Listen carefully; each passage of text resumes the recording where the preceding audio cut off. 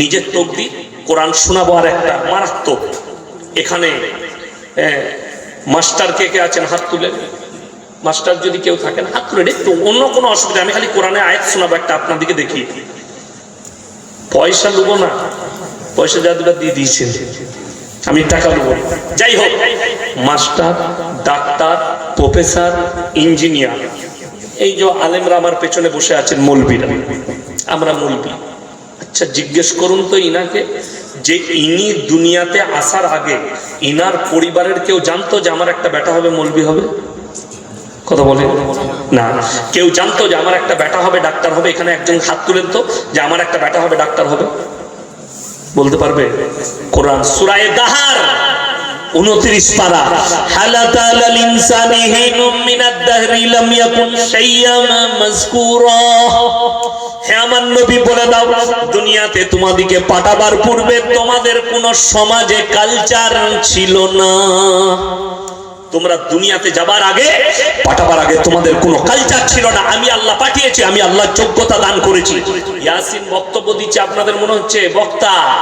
আমার আগে মহসিন ভাই বললেন মাস্টার পড়াচ্ছে স্কুলে, বোর্ডে লিখছে, ছাত্রদিকে শিক্ষা দিচ্ছে। বলুন তো, আমার ব্রেনটা খারাপ হয়ে গেলে আমাকে বক্তা বলবে না পাগল বলবে? পাগল। তাহলে এই মেমোরিটা যিনি পরিচালনা করছেন তিনি কত বড় কুদরতওয়ালা, কত বড় শক্তিশালী। যিনি পেটে বাচ্চা দান করেছেন তিনি কত বড় শক্তিশালী। একটা সমুদ্রের তিমি মাছকে বিনা পরিশ্রমে আল্লাহ যদি 100 কুইন্টাল খাবার দেয় 24 ঘন্টায়, তোমার বাচ্চার খাবারটা তুমি ইনকাম করে দিচ্ছ, কে বললো তোমাকে? বাহানা মানুষ, বাপ হচ্ছে বাহানা, মা হচ্ছে বাহানা। যেমন একটা উদাহরণ দিই, যদি বলে আমি কি করে মানুষ করব, আচ্ছা আপনার ধরলেন একটা বেটা আছে, আপনি বললেন আর একটা হলে কি করে মানুষ করব, তাহলে আপনি মরে গেলে ছেলেটার কি হবে? মানুষ মারা যায় না, যায় না? আজকে আমি বেঁচে আছি, আমার দুটো মেয়ে, আমি যদি মরে যাই আমার মেয়েগুলার খেতে পাবে না তো, মরে যাবে তো নাকি? কে দিবে? আল্লাহ রুজি দিবে।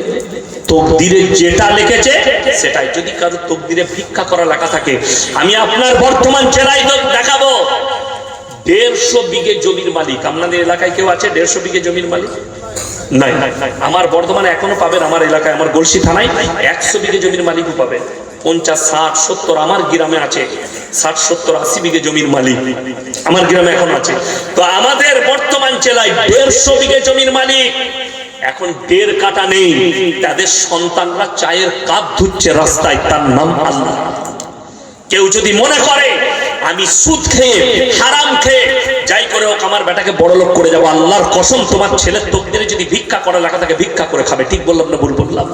1 টাকা যদি নিয়ে যান না দিয়ে, ইমানদারির সঙ্গে বলুন, যারা আমার যুবক আছেন, বাবাজি আছে, একটা লোক সুদ খায়, সুদ খেতে খেতে মারা গেল, সেই লোকটার সন্তান আছে, সে কি চায়ের দোকানে কিংবা কোনো মানুষের কাছে গর্ব করে বলতে পারবে আমার বাপ হালাল খাইয়ে মানুষ করেছে?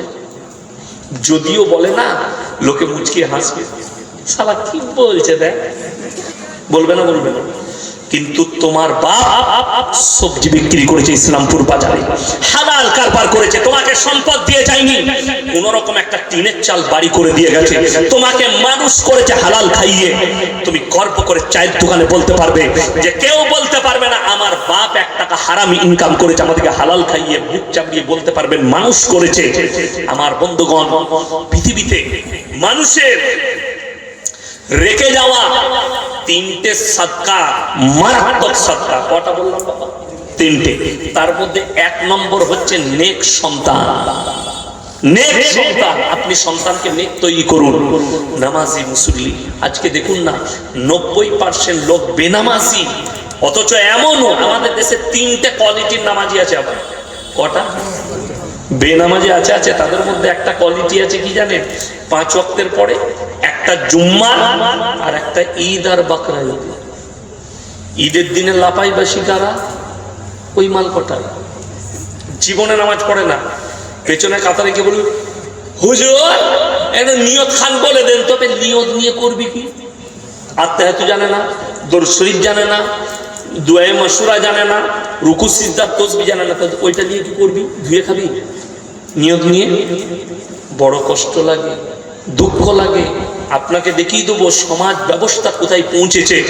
মানুষ মারা গেছে, জোহরের পরে জানাজার নামাজ হবে, 5 ওয়াক্তের মুসল্লিরা মসজিদে নামাজ পড়ছে, আর কিছু হযরত উজু করে দাঁড়িয়েছে শুধু জানাজা পড়ে। ঠিক বললাম তো ভুল? আরে ভাই, কমপক্ষে জানাজাটা পড়তে এসেছিস, চোখের পানি ফেলিয়ে সেই দিনে ইমামের পেছনে মাথাটা ঠুকেলে আল্লাহ কবুল করে নিলে কবুল হয়ে যাবে। যদি বলেন নামাজে হুজুর কি ফায়দা আছে, আমি বলিনি, কোরআন বলছে ইন্নাস সালাতা তানহা আনিল ফাহশাই ওয়াল মুনকার। নিশ্চয় নামাজ এমন একটা ইবাদত, মানুষ যখন নামাজ পড়তে লাগে খারাপ কাজ থেকে নামাজ তাদেরকে ভালো কাজের দিকে নিয়ে যায়। জোরে বলুন না সুবহানাল্লাহ। খারাপ কাজ কোন দিকে নিয়ে যায়? কথা বলেন। ভালো কাজের দিকে নিয়ে যায়, খারাপ কাজ থেকে সরিয়ে। সঙ্গ দোষে লোহা ভাসে, সঙ্গ দোষে কি ভাসে? লোহা ভাসে। সঙ্গ যদি ভালো হয় আপনার সন্তান ভালো হবে। অনেকজন বলে না, ও আমার বন্ধুরা মদ খেলে কি হবে, আমি তো জীবনে খাই না। ঠিক 3 মাস পরে তো হাফ গ্লাস খাবি, 6 মাস পরে 1 গ্লাস খাবি, 1 বছর পরে বোতলের মাতাল হবি, যেহেতু সঙ্গগুলো খারাপ। এই 5 জন মদ খাচ্ছে, সে একা পরেজগার বলছে আমি মদ খাবো না। তাকে বললে, একদিন বললো 1 সপ্তাহ পরে, একটু নিয়ে দেখ না, বেশি মানে 1 নিলে ও গিলাস করে একটু নিয়ে খাস কি করে, এত খারাপ। এই যে গেল, ঠিক 1 বছর পরেই মালটা বোতলের মাতাল হয়ে গেছে, সঙ্গটা খারাপ। আমার গাড়ির ড্রাইভারকে কে কে দেখেছেন জানি না, গাড়িতে বসে আছে, 9 বছর গাড়ি চালাচ্ছে।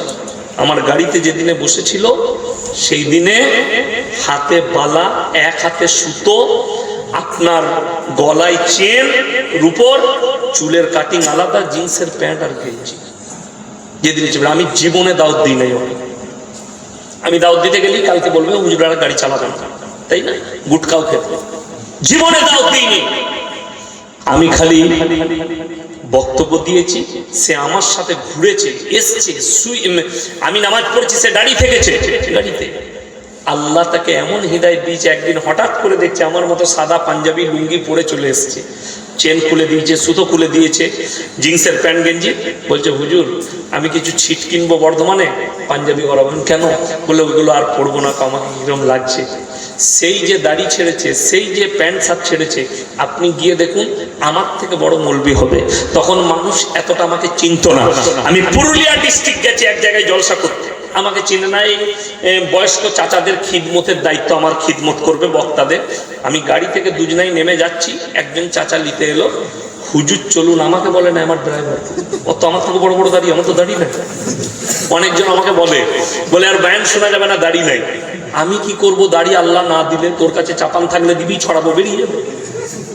তো সেখানে ওর হাতটা ধরে নিয়ে যাচ্ছে, আমি তাকে ড্রাইভারকে বললাম ছেড়ে দেবো, চল। সেখানে গিয়ে পুরুলিয়া ডিস্ট্রিক্টে কিন্তু কুয়োতে পানি তুলে, কিসে পানি তুলে? কুয়োতে, ওদের কল ফল নাই, কুয়োতে পানি। তো দেখছি ওকে কুয়োতে বদনা করে পানি দিচ্ছে, আমাকে দেয় না, উজু করার পানি ওকে দিচ্ছে।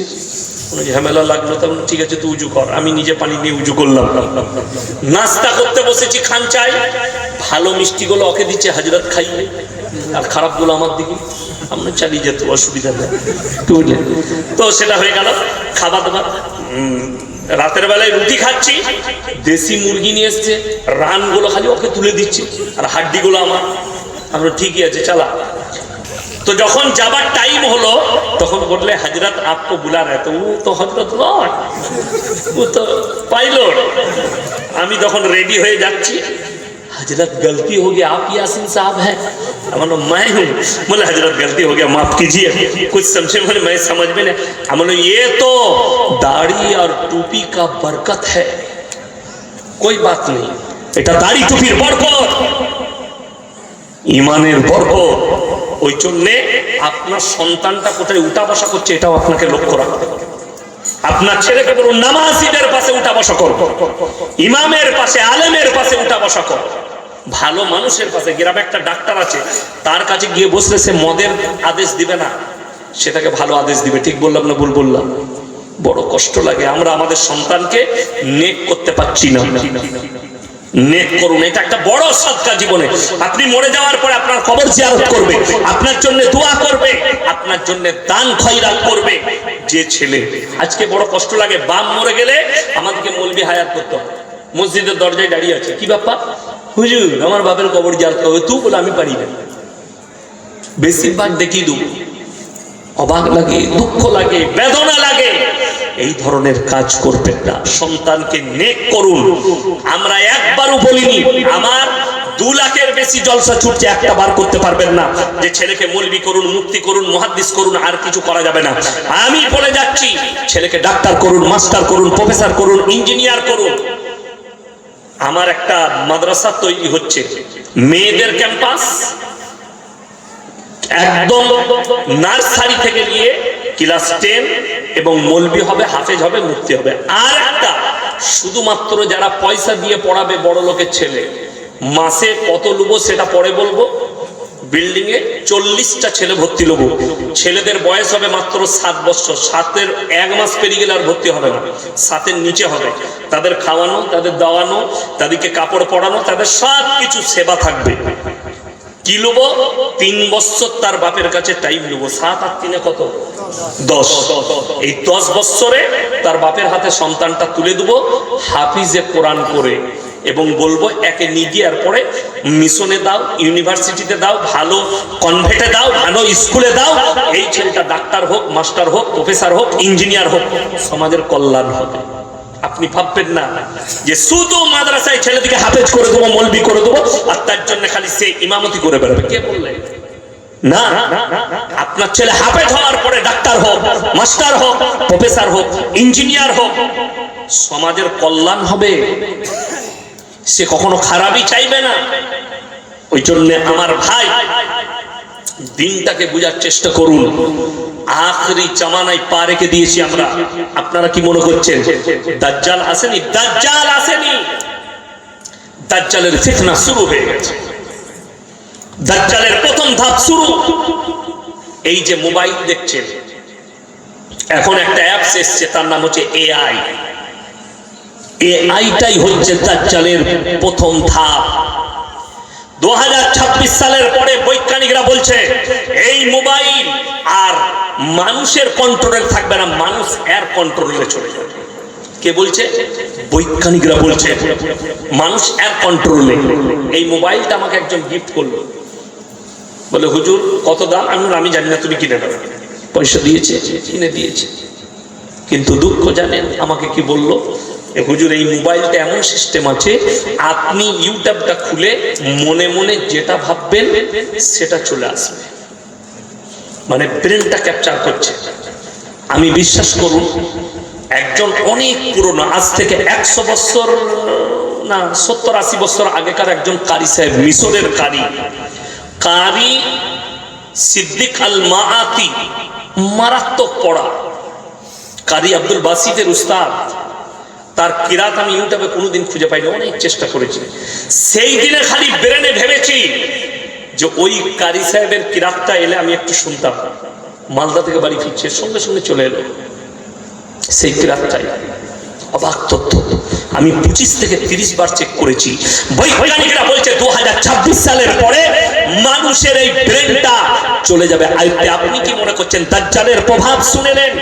দাজ্জাল একটা সিস্টেমের নাম, শুধু একটা ব্যক্তির নাম নয়। দাজ্জাল যে সিস্টেমটা থাকবে, এখন দেখবেন মোবাইলে ফোন পে এসছে, গুগল পে এসছে না আসেনি, পেটিএম এসছে। মানুষের হাতে 2030 সালের পরে টাকা বলে কি জিনিস থাকবে না, সমস্ত কিছু মোবাইলের ভেতরে চলে আসবে। যখন আপনি দাজ্জালকে অস্বীকার করবেন, আপনাকে সিস্টেমের দ্বারা মারা হবে। যখনই আপনার মোবাইলের সিস্টেম বন্ধ করে দেওয়া হবে, তখনই আপনি খেতে পাবেন না, চাল কিনতে পাবেন না, ডাল কিনতে পাবেন না, খাবার কিনতে পাবেন না, আপনি অনাহারে মরে যাবেন। আল্লাহ রাসূল সাল্লাল্লাহু আলাইহি সাল্লাম বললেন, দাজ্জাল আসার সময় হলে তোমরা বুঝতে পারবে সর্বপ্রথম যে আলামতটা, হারাম জিনিসগুলো সমাজের বুকে মুসলমানদের কাছে হালাল হয়ে যাবে। আমার বন্ধুগণ, কিয়ামতের আলামতগুলো প্রকাশ পেতে শুরু করে দিয়েছে। ছোট ছোট আলামত। নাম্বার 1, মসজিদ কার ঘর? আল্লাহর ঘর। তোমরা দেখতে পাবে মসজিদে দুনিয়াদারির কথা শুরু হয়ে যাবে। জুম্মার দিনে এখন ইমামের খুতবা চলে, সমাজের লোক কথা বলে না, বলে না, দুনিয়াদারির কথা কিয়ামতের ছোট আলামত। নাম্বার 2, রাস্তাঘাটে গাধার মতো নারী পুরুষ জিনা করতে শুরু করবে। যাদের কাছে